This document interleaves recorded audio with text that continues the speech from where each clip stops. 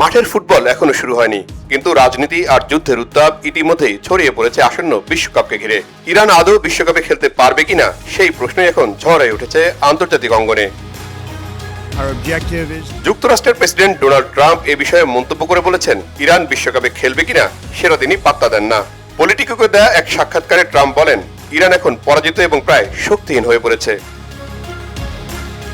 আগামী 11 জুন থেকে 19 জুলাই পর্যন্ত যুক্তরাষ্ট্র, কানাডা ও মেক্সিকোর যৌথ আয়োজনে অনুষ্ঠিত হবে ফুটবল বিশ্বকাপ। এই টুর্নামেন্টে ইরান টানা চতুর্থবারের মতো খেলার যোগ্যতা অর্জন করেছে। গ্রুপ জিতে থাকা দলটি 15 জুন প্রথম মাঠে নামবে। ক্যালিফোর্নিয়ার নিউজিল্যান্ডের বিপক্ষে ম্যাচ দিয়ে তাদের অভিযান শুরুর কথা। এরপর 21 জুন একই ভেন্যুতে বেলজিয়ামের মুখোমুখি হবে তারা। গ্রুপ পর্বের শেষ ম্যাচে 26 জুন সিয়াটলে প্রতিপক্ষ মিশর। তবে মাঠের এই পরিকল্পনার মাঝেই বড় অনিশ্চয়তা তৈরি করেছে সাম্প্রতিক ভূ রাজনৈতিক পরিস্থিতি। যুক্তরাষ্ট্র ও ইসরায়েলের হামলার পর ইরানে উত্তেজনা চরমে উঠেছে। এরই মধ্যে ইরানের সর্বোচ্চ নেতা আয়াতুল্লাহ আলী খোমেনি নিহত হওয়ায় দেশটিতে 40 দিনের রাষ্ট্রীয় শোক পালন করা হচ্ছে।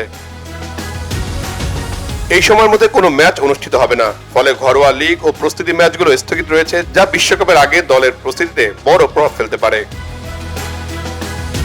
ইরানের ফুটবল ফেডারেশনের সভাপতি মেহেদি তাজও স্বীকার করেছেন, পরিস্থিতি এখন অনিশ্চিত। ক্রীড়া পোর্টাল ভার্জেস থেকে দেয়া সাক্ষাৎকারে তিনি বলেন, যুক্তরাষ্ট্রের হামলার পর বিশ্বকাপকে সামনে রেখে আশাবাদী হওয়ার সুযোগ কম। তার মতে এই হামলার জবাব ইরান অবশ্যই দেবে।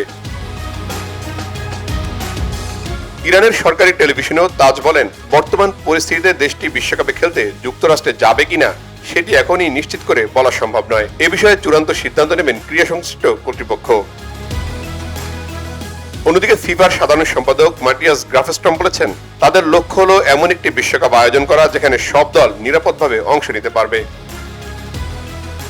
এদিকে যুক্তরাষ্ট্র ও ইসরায়েলের হামলার জবাবে ইরান ইসরায়েলের পাশাপাশি মধ্যপ্রাচ্যের কয়েকটি দেশে হামলা চালিয়েছে, যেখানে মার্কিন সামরিক ঘাঁটি রয়েছে। সংযুক্ত আরব আমিরাত, বাহরাইন ও কাতারের মতো দেশগুলো এই উত্তেজনার প্রভাবের মধ্যে পড়েছে।